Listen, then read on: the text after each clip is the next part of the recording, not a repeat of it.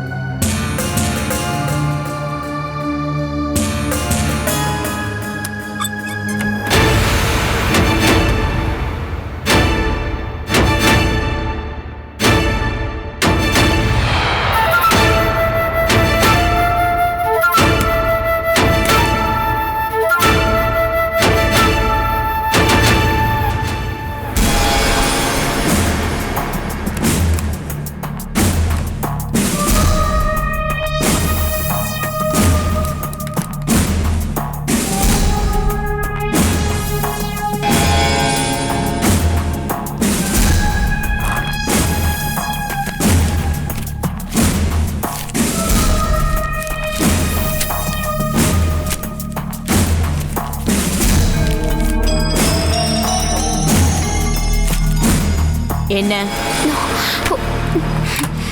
ஆமா, என்ன பண்ணிட்டு இருக்க?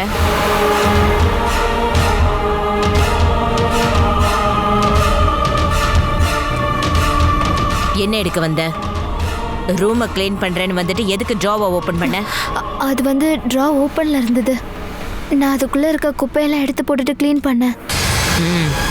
அதுல எதுவும் முக்கியமானதெல்லாம் இல்லை, அதான் லாக் பண்ணல. என்னோட பெர்மிஷன் இல்லாம நீ ட்ராவெல்லாம் திறக்க கூடாது, புரியுதா? நான் சொல்ற வேலையை மட்டும் செஞ்சா போதும், குறிப்பா என்னோட ரூமை. என்னை மன்னிச்சிடுங்கம்மா, நான் அதை க்ளீன் பண்ணணும்னு தான் நினைச்சேன். இனிமேல் இப்படி நடக்காது. வேலையை முடிச்சிட்டேன்னா கிளம்பு, எனக்கு கொஞ்சம் வேலை இருக்கு.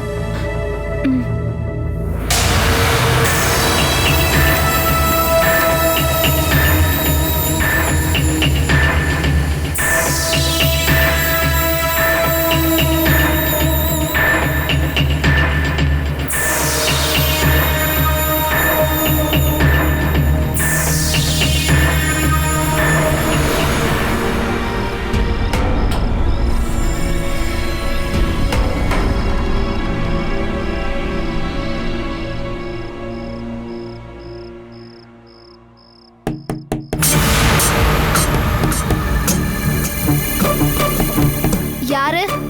நான் தான் பாப்பம்மா.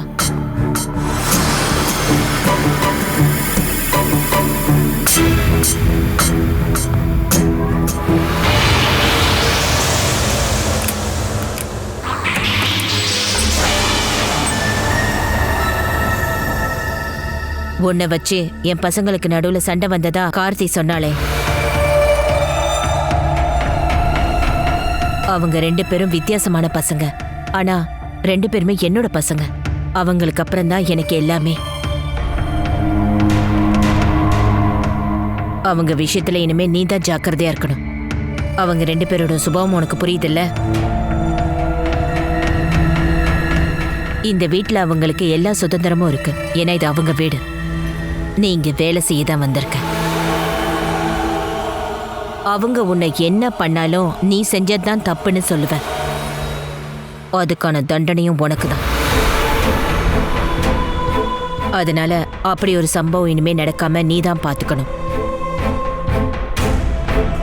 நான் சொன்னது புரியுதா? புரியுதுமா. உன்கிட்ட புது வேலையை ஒப்படைக்கிறதுக்கு தான் நான் இங்க வந்தேன். சொல்லுங்கம்மா, நீங்க சொன்னீங்கன்னா நான் என்ன வேணா பண்ணுவேன். நாளையில இருந்து கஸ்தூரிக்கு தெரியாம அவளோட எல்லா நடவடிக்கையும் நீ தான் வாட்ச் பண்ணணும். அவ வெளியே போகும்போது நீ கூட போகணும். அவங்க இதுக்கு ஒத்துப்பாங்களா? அது எல்லாத்தையும் நான் பேசி சரி பண்ணி கொடுக்கறேன். அவ வருத்தப்படாத மாதிரி நீ கூடவே இருக்கணும். அவளுக்கு தெரியாமலே அவ என்னெல்லாம் பண்றான்னு தெரிஞ்சுக்கிட்டு என்கிட்ட வந்து சொல்லணும், புரியுதா? சரிம்மா. நீ ரொம்ப புத்திசாலியான பொண்ணு, நேர்மையான பொண்ணுன்னு எனக்கு தோணுச்சுன்னா எப்பவுமே நீ இந்த பாப்பம்மா கூட இருக்கலாம். இது என் பாக்கியம் பாப்பம்மா. ம், கதவை சாத்திட்டு தூங்க.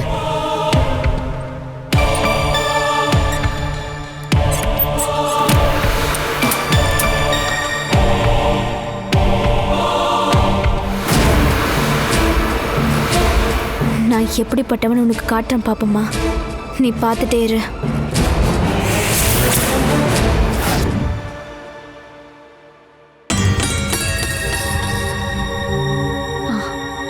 அம்மா, ம், நான் கோயிலுக்கு போயிட்டு வரேன். போயிட்டு வரும்போது என் ஃப்ரெண்டை பார்க்கணும். பார்த்துட்டு வரேன். வேண்டாம். உன் ஃப்ரெண்டை நம்ம வீட்டுக்கு வர சொல்லு. நான் தான் சொல்லியிருக்கேன்ல, உன்னெல்லாம் வெளியே அனுப்ப மாட்டேன்னு. என்னோட எல்லா ஃப்ரெண்ட்ஸும் நீங்க வீட்டுக்குள்ள வர அனுமதிப்பீங்களா?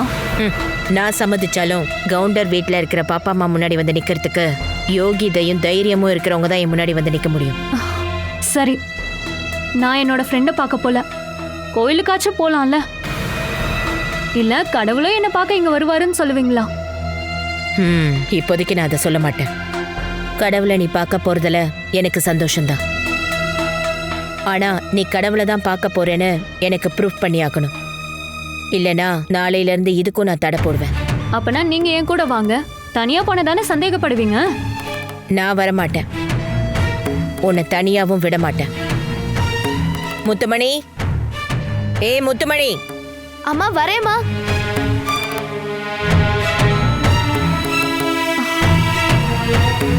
சொல்லுங்கம்மா. நீ காலையிலே குளிச்சாச்சுல்ல? குளிச்சிட்டேம்மா. ம், கஸ்தூரி கோயிலுக்கு போறா. அவளுக்கு பாதுகாப்பா நீயும் கூட போ. இவளா? இவ எதுக்காக என் கூட வரா? நான் என் ஃப்ரெண்டை பார்க்க போறது உங்க அந்தஸ்துக்கு கேவலமா நினைக்கிறீங்க. ஆனா இப்ப இவ கூட போ சொல்றீங்க. என்னம்மா? வேலை செய்யறவங்கள பார்த்தா போதும். அவ தோள் மேல ஒன்னும் கை போட்டு நடக்க வேண்டாம். உனக்கு ஒத்து வராதவ கூட நீ ஒத்து போறதுதான் எனக்கு பிடிக்கல.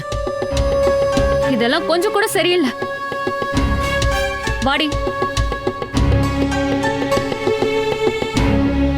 ம்,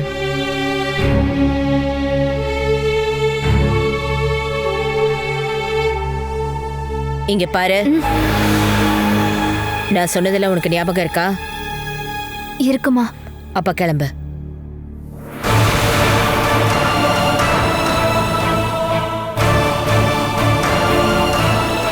கஸ்தூரியோட போக்கு உனக்கு சரியில்லைன்னு தோணுச்சுன்னா நீ இப்பவே தடை பண்ணிருக்கலாம்ல. என்னால அவளை தடை பண்ண முடியாது. என்னென்னமோ முயற்சி பண்ணி அவளை என்னோட கண்ட்ரோலுக்கு கொண்டு வர பாக்குறேன். அவ உன்னோட பொண்ணு. உன்னோட அதிகாரமும் திமிரும் கண்டிப்பா அவளுக்கும் இருக்கும். முடையிலே கிள்ளி எரியலைன்னா மூக்கணாங்காயிறு போட்டாலும் கட்டுப்படுத்த முடியாது.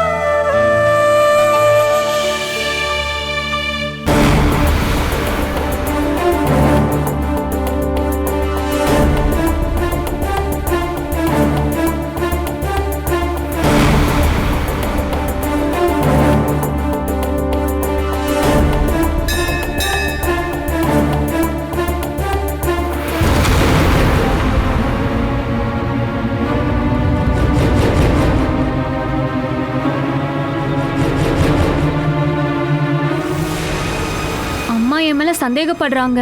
இப்ப கூட வேலைக்காரியை என் கூட அனுப்பி விட்டுருக்காங்க. அவ என்ன பார்த்தா போட்டு கொடுத்துருவாள். அவளுக்கு தெரியாம தான் நான் வந்தேன். நான் பயந்துட்டே இருந்தா உன்னை பார்க்க முடியுமா சொல்லு? கஸ்தூரி மகம்.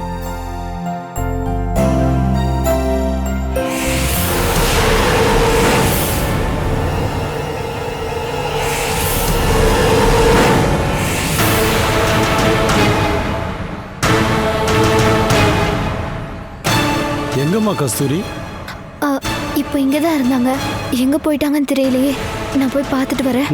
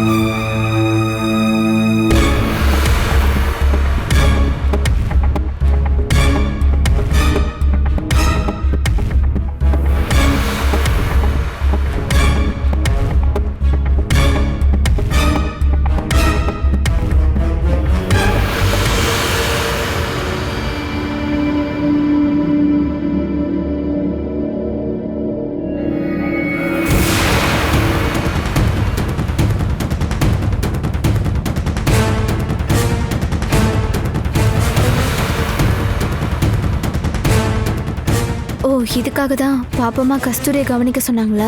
இப்போ என்ன பண்றது? இப்படி இவங்க பேசும்போது நடுவில் தொந்தரவு பண்றது சரியில்லை.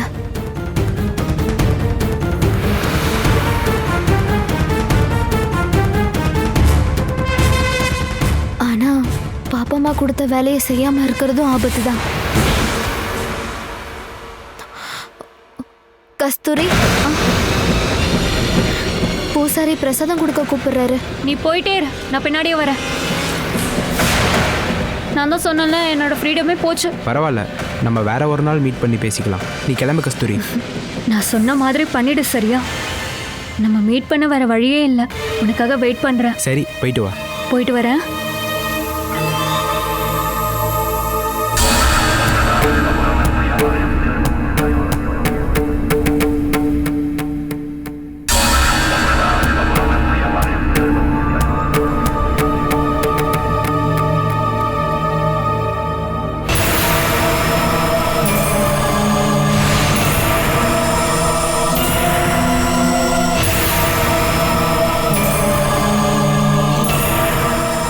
பூசாரி கூப்பிட்டா பிரசாதத்தை நீயே வாங்க வேண்டியதானே? எனக்கு உதவ தானே நீ வந்திருக்க. அப்படியெல்லாம் பிரசாதத்தை வாங்கக்கூடாது. நம்ம நேரடியாக வாங்கினதா அதுக்கான பலன் கிடைக்கும். அப்புறம் பூசாரிக்கு தட்சணையும் கொடுக்கணும். அதுக்காக தான் கூப்பிட்டேன். என்னை வாட்ச் பண்ண சொல்லி தானே அம்மா உன்னை அனுப்பி வச்சாங்க. ஆமா. அப்ப நான் என் ஃப்ரெண்டு கிட்ட பேசிட்டு இருந்த விஷயத்த நீ அம்மா கிட்ட சொல்லுவியா? அப்படி மட்டும் நீ ஏதாவது சொன்னினா அதுக்கப்புறம் நீ அந்த வீட்டில் இருக்கவே மாட்ட. நான் இந்த ஊரை விட்டே உன்னை அனுப்பி வச்சிருவேன். நான் என்ன பண்ணாலும் என் அம்மா என்னை திட்ட மட்டும் தான் செய்வாங்க. ஆனா உனக்கு எதிராக நான் ஏதாவது ஒரு கம்ப்ளைண்ட் கொடுத்தேன்னா அம்மா உன்னை அடிச்சு போட்டு டோட்டலா புதைச்சிருவாங்க. இப்ப சொல்லு, நீ என்ன போட்டு கொடுப்பியா? இல்ல. வா.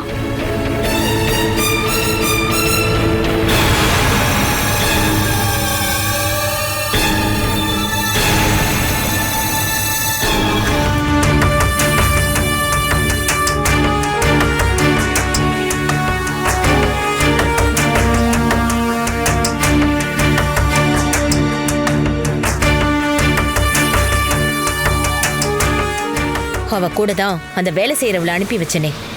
இருந்தாலும் கஸ்தூரி கூட அவளும் இருந்தாளா? அவதான் அதுக்கு காவல்காரியா? இல்ல, நீங்க சொல்ற மாதிரி நான் யாருமே பார்க்கல. கோயிலுக்கு வெளியில வச்சு கஸ்தூரி பாப்பா அந்த பையன்கிட்ட பேசினதை நான் பார்த்தேம்மா. அப்போ அவங்க பக்கத்துல யாருமே இல்ல. நான் இதை சொன்னதா கஸ்தூரி பாப்பாக்கு தெரிய வேணாம். தெரிஞ்ச என்ன ஆகும்? என் பொண்ணை வாட்ச் பண்றதுக்கு நான் பல பேர் அப்பாயின்மெண்ட் பண்ணிருக்கேன். அதுல ஒருத்தி தான் நீ. என் மகளை பார்த்து நீ பயப்பட வேண்டாம், என்ன பார்த்து பயப்பட. அவ கூட நீ அவனை பாத்தியா? ஆமா, அது அவன்தாம்மா, நான் பார்த்தேன். எனக்கு தான் அவனை நல்லா தெரியுமே. அவனோட ஆயுசு முடிய போகுதுன்னு நினைக்கிறேன். நீ கிளம்பு, நான் பாத்துக்கிறேன். ஒரு நிமிஷம் இரு. கணக்கு பிள்ளை கிட்ட இருந்து பணத்தை வாங்கிக்கோ. சரிங்கம்மா.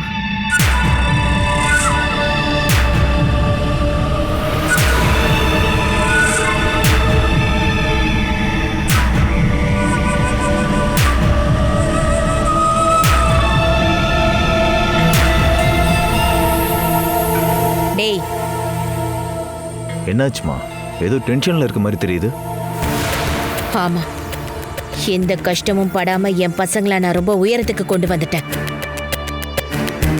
மத்த யாருக்கும் கிடைக்காத சந்தோஷமான வாழ்க்கைய வாழ்ற என் பசங்க தான் இப்ப எனக்கு டென்ஷன்.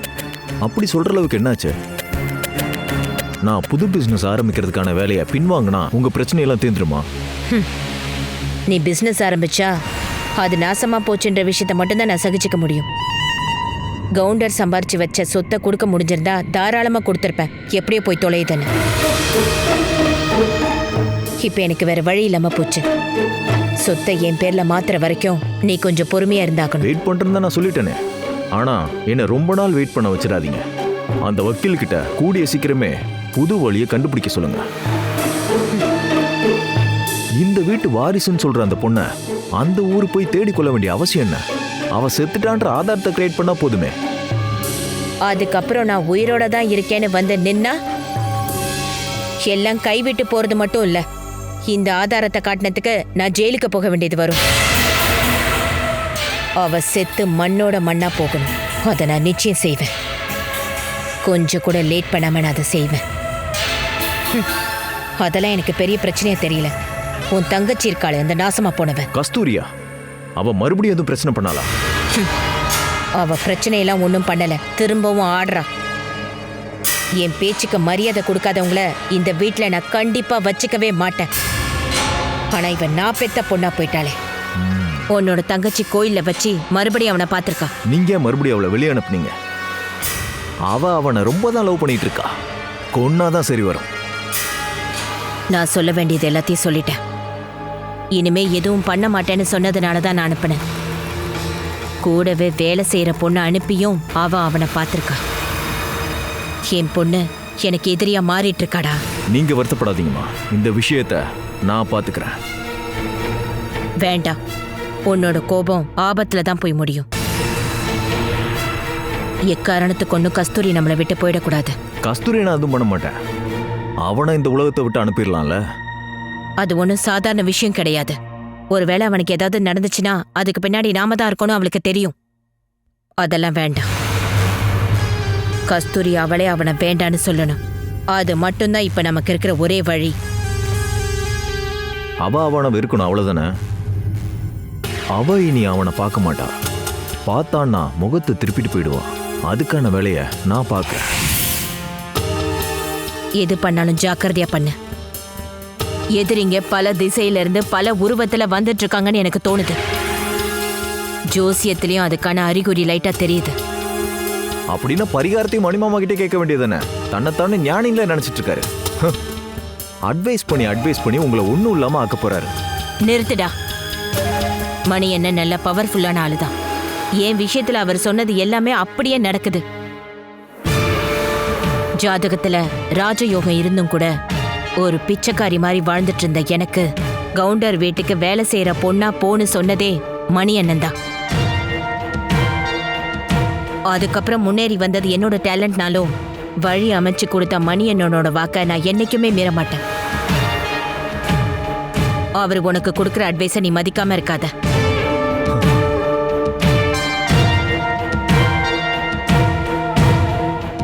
நான் சொல்றத தயவு செஞ்சு கேளு. முடிஞ்சா உன்னோட தங்கச்சிக்கு கொஞ்சம் அட்வைஸ் பண்ணு. அம்மா, உங்க வார்த்தையை கேட்காதவ தான் என் வார்த்தையை கேட்பாளா என்ன? வேணும்னா அவனை போய் நான் பார்க்கறேன். அதுவும் நீங்க சம்மதிச்சா. பார்த்து நிதானமா. நான் மறுபடியும் கஸ்தூரிக்கு அட்வைஸ் பண்றேன். இல்லைன்னா சாகட்டும்.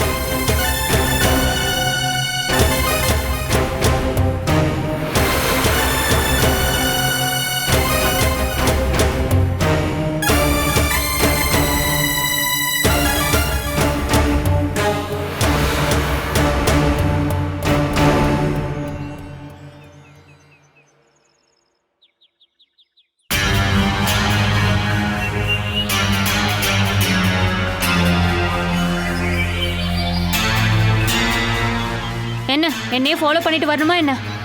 வீட்டுக்கு வந்த உடனே உன்னோட பொறுப்பு எல்லாமே முடிஞ்சு போச்சு. இதுக்கப்புறம் நான் கூப்பிடாம என் கண்ணு முன்னாடி நீ வந்து நிக்க கூடாது, புரிஞ்சுதா? அத கூட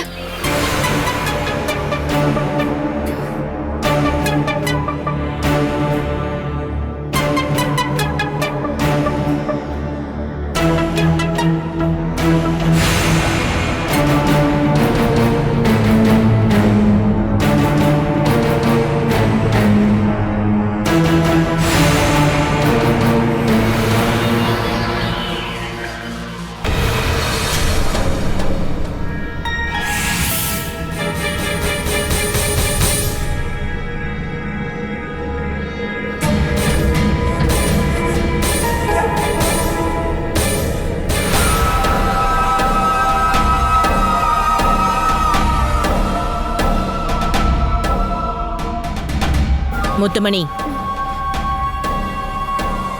கோயிலுக்கு போயிட்டு வந்தாச்சா?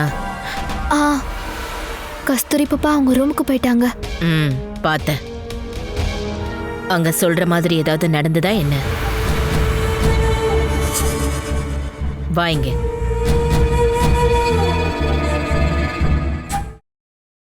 Catch us on TV, Tandivan.com, Facebook and YouTube.